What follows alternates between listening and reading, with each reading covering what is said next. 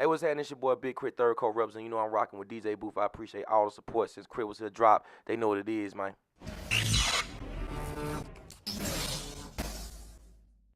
Jacques Morel here for Outside the Booth on DJBoothTV. Shout outs to Erikson Corniel behind the lens.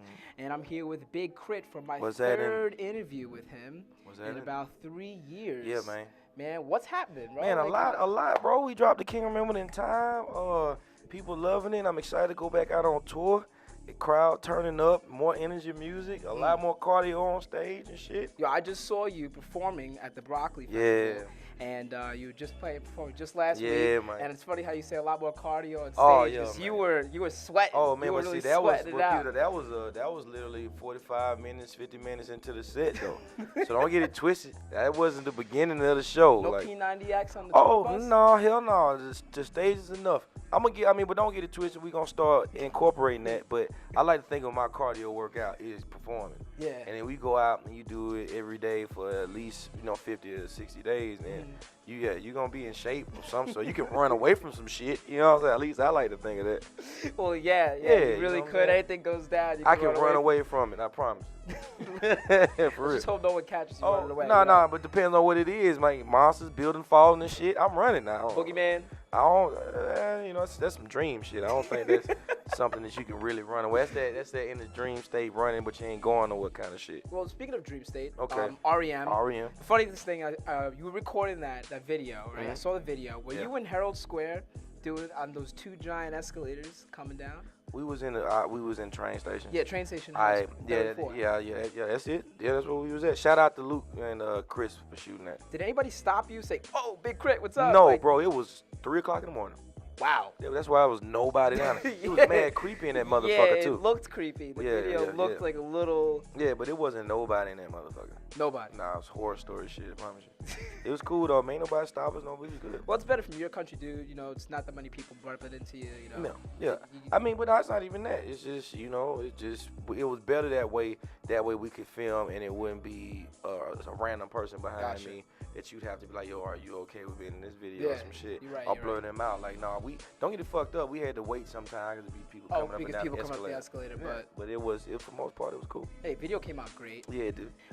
For instance, like with Just Last Night, you only kept it as a snippet on the King Remembered in Time. Yeah. Okay, why was the decision for that? Because you gave some hot tracks on there. It was like,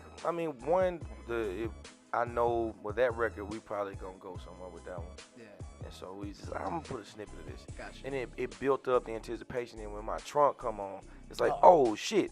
You know what I'm saying? And so it made more sense on a cohesive level, because both of those songs back to back at full length of the song, it might have kind of the dropout been weird. So I was like, I'm gonna do this, and we're gonna just hold the full version of this for now. For the album. Yeah, I ain't gonna say for the album, for maybe 2 weeks from now. It's gonna be, trust me, it's gonna be, we gonna push that. Yeah. So the name A King Remembered in Time, they say genius isn't recognized in its own generation.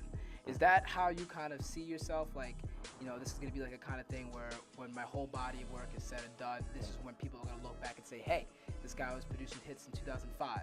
Is that how you see it? Is that how you feel it? I pray. I would love for that to be my legacy, that people go back years from now and listen to all the content and realize that I was onto something different. I was trying to do something different.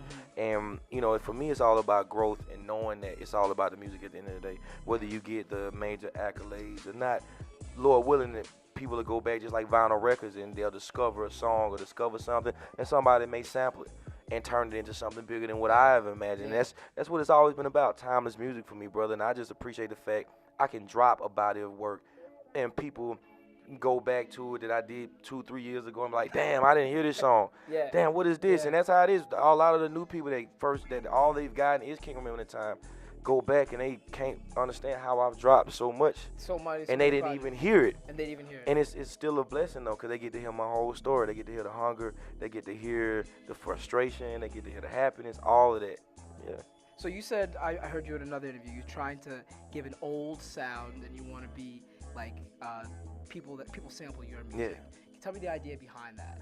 It's just when I pick up a vinyl record and I put it on the turntable and I play it, it does something immediately from the crackle to the texture, and knowing that they might not have been so concerned with a deadline. They might not have been so concerned with how much money they were gonna make. It's just about this song. Most of these songs, they didn't have to, oh, stop that, let me punch in. It was like all the way through. We got to do it in one take. We got to do it in one take. Or we got to do this shit all over again. Yeah, so with me, I want to create the kind of music that feels just like that it was all emotion, it was a feeling, and we put it on wax for people to enjoy. And that's what I want my album to sound like. I want it to sound like emotion that I put on wax. Passion, hunger on wax. On wax. That's passion. it, dog. And I'm not training all the extra computerized aspects and chop shit up and all that shit's cool. But for the most part, it's about the simplicity of a record for me. Yeah. And that's what I'm gonna try to capture.